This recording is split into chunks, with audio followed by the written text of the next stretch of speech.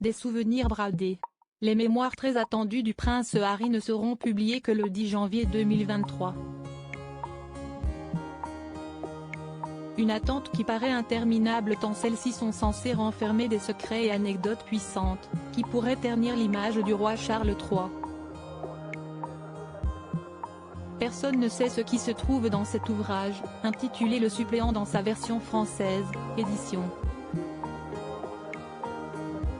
Fayard, mais le Daily Mail a trouvé un moyen de se les procurer gratuitement, en s'abonnant au service de livres audio du site Amazon.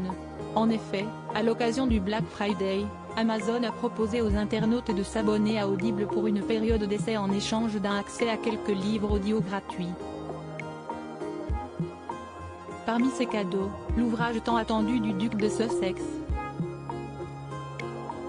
Mais attention, si ce livre audio royal est inclus avec l'abonnement au service Audible, il ne sera pas pour autant accessible avant le 10 janvier 2023, date de sa sortie mondiale. Fan du format audio ou lecteur du papier, le traitement est le même pour tout le monde. Prince Harry, Princesse Caroline, Prince Joachim, Infant Christina. La galère des suppléants Harry et Meghan punis pour leur projet? Non content de faire trembler la couronne avec ses mémoires, le prince Harry s'apprête à devenir également la vedette d'un documentaire produit par Netflix, qui devrait être mis en ligne sous peu.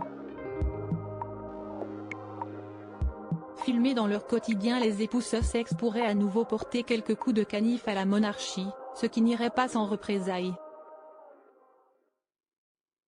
Selon Angela Levin, auteur de livres sur la royauté, le roi Charles pourrait ne pas les laisser les garder, NDLR, les titres. Je pense qu'il travaille à une énorme explosion où il sera en mesure de leur retirer leurs titres, rapportait l'Express. UK. En effet, Rachel Maskell, députée travailliste de York Central, a présenté un projet de loi sur la suppression des titres royaux qui permettrait au monarque ou à un comité du Parlement de retirer à un prince ses titres de royauté.